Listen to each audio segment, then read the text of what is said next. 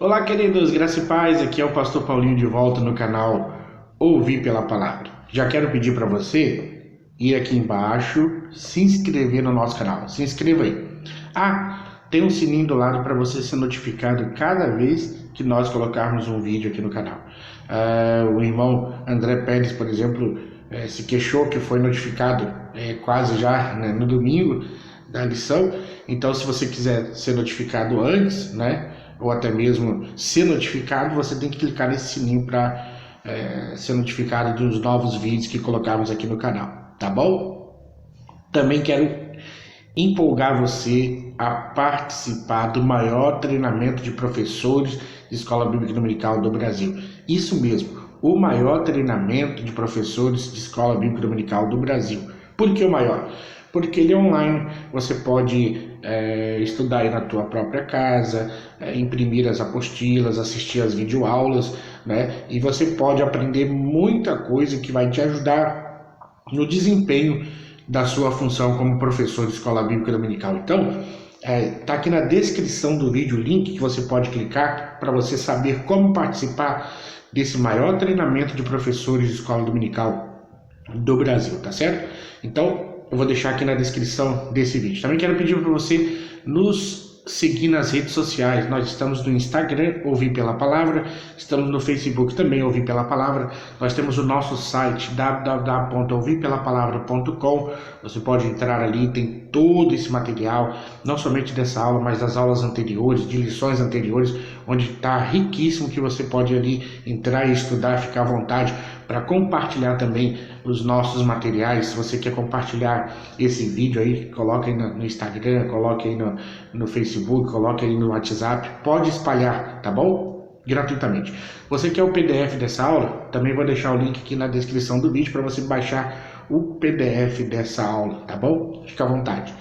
Também quero dizer que se você deseja que a gente faça um seminário de Escola Bíblica Dominical na sua igreja, na sua congregação, eu vou deixar o meu WhatsApp aqui na descrição do vídeo para você entrar em contato comigo, para que a gente possa agendar a possibilidade de estar aí na sua congregação e na sua igreja para ministrarmos um seminário de Escola Bíblica Dominical para impulsionar, para alavancar, para motivar o movimento de Escola Bíblica Dominical, pois é a maior escola do mundo, é a Escola Bíblica Dominical, tá certo?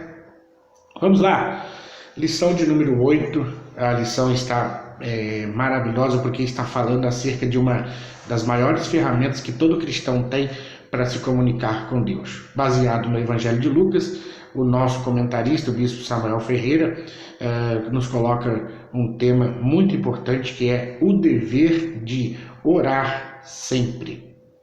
E ele deixou como texto áureo, Lucas capítulo 18, verso 1, que inicia ali, né, dá uma pincelada do início daquela parábola que Jesus conta e diz que o discípulo de Cristo contou-lhes também, né, uma parábola sobre o dever de orar sempre e nunca desistir. Eu já estava lendo ali a verdade aplicada, que diz que o discípulo de Cristo possui um meio por excelência para falar diretamente com o Criador do universo. E que meio é esse? A oração. Quando você for estudar a lição da escola dominical, ou você, professor, quando for lecionar aí na sua classe, você precisa ter 3 objetivos na sua mente para alcançar. Primeiro, você precisa relembrar a importância do dever de orar sem cessar. Segundo, você precisa ensinar aspectos bíblicos sobre a oração. E terceiro, você precisa mostrar quais devem ser as atitudes do discípulo de Cristo quando vai orar. Então, isso é muito importante você alcançar aí quando você for lecionar a lição da Escola Bíblica Dominical.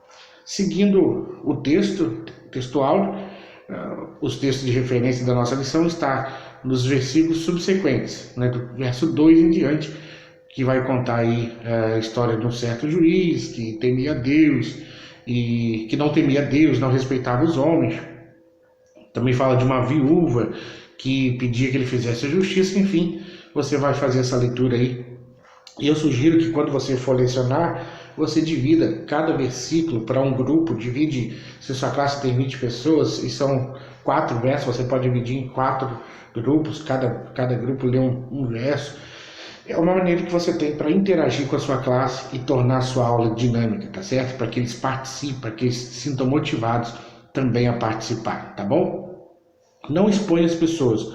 Se a pessoa tem dificuldade de ler sozinha, não faça ela ler sozinha. Se ela tem dificuldade, né, coloque em dupla, trio, enfim, que as pessoas não vão ser expostas talvez na sua dificuldade de leitura e fazer com que ela não queira mais frequentar a sua classe, tá certo? Isso é muito importante você ter isso em mente. Bom, vamos lá. A introdução da lição está falando que orar não é a única coisa que nós devemos fazer em prol da causa de Cristo, pois existe mais o que fazer, mas porém a oração é indispensável na vida cristã. A oração não pode faltar. Esse ingrediente jamais pode faltar na nossa vida espiritual, na nossa relação com Deus. Enfim, é uma ferramenta maravilhosa que nós temos. Ponto 1 da lição está falando acerca da relevância desse tema que é a da oração.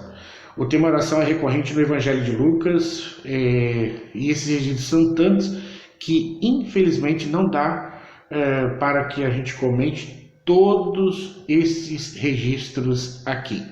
Mas a gente vai ficar aqui em algumas ocasiões para que a gente possa refletir. Então, nós vamos entender que precisamos permanecer fiéis e permanecer orando.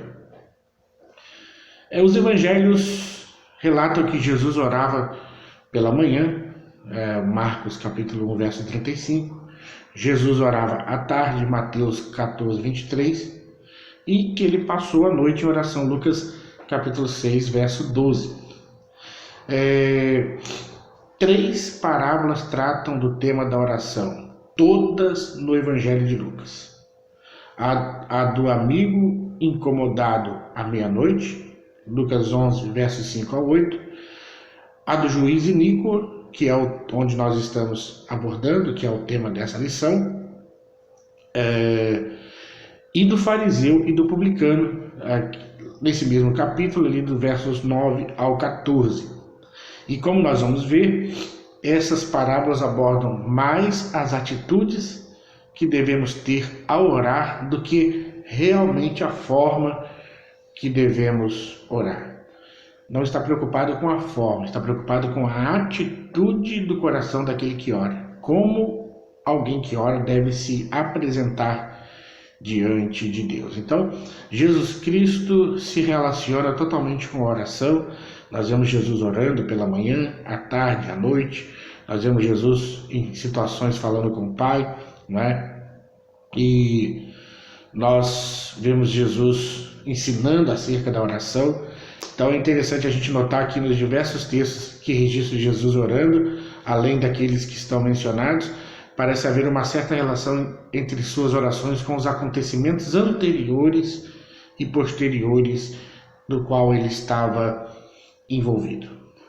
Agora, nessa parábola do fariseu e do publicano, a gente vê acerca da humildade na oração. Jamais Deus vai ouvir uma oração arrogante daquela pessoa que chega diante de Deus de maneira arrogante, né? Agora, algumas coisas importantes acerca dessa parábola que a gente deve pontuar.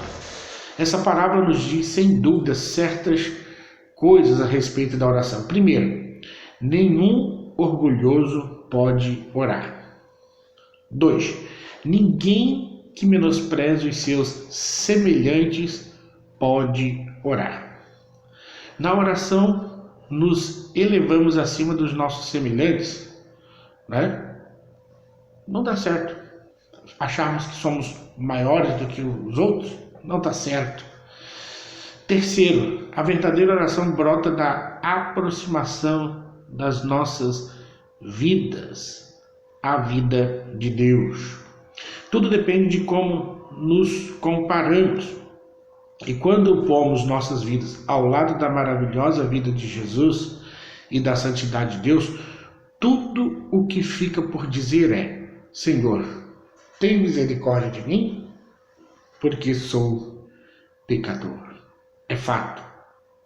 Quando você se compara a Deus, quando você se compara a Jesus, a sua santidade, a sua majestade, você só tem essa alternativa de dizer: tem misericórdia de mim, pecador. Então, oração e orgulho não bate. Não queira ir na oração ficar citando textos de forma alta para que as pessoas percebam que você conhece a Bíblia.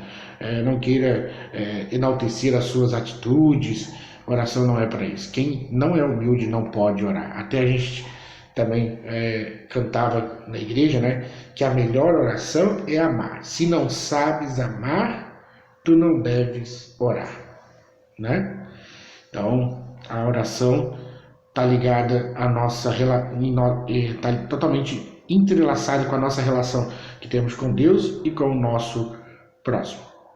Agora, fé, necessidade e exclusividade. A mulher da parábola do juiz iníquo, né? Ela mesmo sabendo que o homem era iníquo, ela foi ter com ele, com insistência, né? Ainda que a autoridade tenha demonstrado que não quisesse atendê-la. Contudo, essa viúva mostra 3 aspectos importantes: plena consciência do que necessitava, plena convicção de que aquele juiz podia fazer justiça para ela, e terceiro, que ela não tinha outro a quem recorrer. E esses são pontos importantes na vida de oração, né? O publicano mencionado no tópico anterior, nós somos carentes da misericórdia de Deus, né? Como aquele homem, nós somos carentes da graça de Deus. Então, nós vemos que o juiz concedeu a justiça à viúva para o bem dele mesmo, não porque viu a necessidade daquela mulher. Em contraste, Deus atende por amor ao seu povo. Deus não faz como esse juiz, né? Deus atende por amor. Deus não é como esse juiz iníquo. Ele nos ama. Entretanto, nós precisamos ser persistentes na oração. Afinal, o próprio Jesus disse: digo-vos que depressa lhes fará justiça. Ele disse isso no verso de número 8. Alguns aspectos bíblicos. Primeiro, orar com certeza. Você tem que orar com certeza que Deus te ouve, né? Orar com certeza de que a sua oração está chegando ao trono da graça de Deus. Mude sobre essa parábola do amigo importuno. Ele diz o seguinte: pedi o que não tens, buscai o que não está visível, batei e os obstáculos serão removidos. Essas 3 palavras sintetizam o conteúdo da oração persistente. Em Lucas capítulo 11, versos 11 ao 13, Jesus iniciou um laço mais forte entre Deus e o homem do que entre o amigo e amigo. Ou seja, ele dá, não somente porque o homem é persistente, mas porque ele ama seus filhos. Ele não fará menos por estes do que qualquer pai terrestre faria por sua família. Então, nós precisamos orar com certeza, ou seja, saber que Deus está ouvindo a nossa oração. Que a gente não deve se importar qual é o tamanho dos nossos problemas ou das nossas dificuldades, e a gente pode falar com Deus e pedir ajuda na certeza de que Ele nos ouvirá, de que ficará diante dele as nossas queixas. Agora, disciplinados a orar, né? Nós somos instruídos a orar e ter uma disciplina de oração, porque a disciplina da oração não é fácil, mas ela é perfeitamente possível. Não é fácil você manter uma vida de oração, mas é extremamente possível, né? Deus jamais dá aos seus filhos um fardo que ele não possa suportar. Então nós precisamos muito do hábito da oração. Nós precisamos aproveitar e disciplinar as nossas mentes, transformando o nosso pensamento em oração a Deus. O Dr. Martin, ele expressou sobre a oração dessa forma: se você nunca teve dificuldade para orar, é absolutamente certo que você nunca orou. Tudo o que fazemos na vida cristã é mais fácil do que a oração. Qualquer outra coisa é mais fácil do que orar. Orar é difícil, precisa ter uma disciplina para manter uma vida de oração. A oração e a vontade de Deus, né? Que estas parábolas acerca da oração, né? Ela nos ensina que Deus está ávido em nos ajudar e em nos perdoar. Essas são parábolas de estímulo. Por outro lado, Lucas não está nos ensinando que seremos capazes de mudar a vontade de Deus se importunarmos seus ouvidos até a exaustão. Lucas está nos chamando para um estilo de vida em fidelidade a Deus que nos faz com que permaneçamos alertas a ponto de entrarmos em comunicação e comunhão com o céu. Agora, as atitudes do discípulo ao orar. Primeiro, aguardar pela resposta. Não é? Você falou, você pode ser a qualquer momento surpreendido pela resposta. A gente deve ficar aguardando que a qualquer momento Deus vai intervir, Deus vai mover. E é oportuno nós refletirmos acerca de 3 textos relevantes quanto à prática da oração por parte dos discípulos de Cristo. Hebreus capítulo 4, versos 14 a 16, capítulo 10, versos 19 a 22 e capítulo 12, versos 28 a 29. Esses textos apontam para o relacionamento com Deus. A gente anota ali o quê? Algumas expressões, por exemplo, confiança, cheguemos, pois, com ousadia, né? Cheguemo-nos, mas também reverência e piedade, são outras versões que diz santo temor. Por que será, pergunto, que essas declarações das Escrituras parecem ter caído fora do nosso vocabulário evangélico moderno? A reverência era a grande característica da vida de oração e de adoração dos nossos pais. Parece que essa reverência desapareceu. Seja qual for a ousadia que temos quando vamos ao trono da graça, jamais deve ser em detrimento dessas tremendas verdades acerca do ser e do caráter de Deus. Chegar com confiança, com ousadia, mas também com temor e tremor diante de Deus. Agora, reagindo à resposta. Qual é a reação à resposta? A gratidão. Inclusive, até foi esse o tema da mensagem que eu ministrei na igreja nesse domingo. Né? Que o Evangelho de Lucas registra um acontecimento onde a gratidão é enfatizada. Ali no capítulo 17, versos 11 ao 19. A gratidão sempre foi mais difícil de se encontrar do que a fé. Você vê, né? O livro dos Salmos muito nos auxilia na importante atitude da expressão de gratidão. Versos Salmo 100, né? Celebrai com júbilo ao Senhor, todos os moradores da terra. Servir ao Senhor com alegria, apresentar a Ele com cântico. Salmo 103, bendiz a minha alma ao Senhor, tudo que há em mim bendiga o seu santo nome. Salmo 107, né? Que darei ao Senhor por todos os benefícios que tem me feito. A atitude de gratidão deve ser a resposta, a nossa atitude em relação à resposta de Deus. Agora, o que demonstra a resposta? A resposta demonstra que Deus se interessa em nós, que Deus se preocupa conosco. Então, Jesus chegou a expressar no capítulo 15 do Evangelho de João, né, que se vós estiverdes em mim, as minhas palavras estiverem em vós, pedireis tudo o que quiserdes e vos será feito. Né? Ou seja, a resposta às orações é mais uma demonstração do interesse de Deus pelo amor, né, que Ele tem para com as nossas vidas.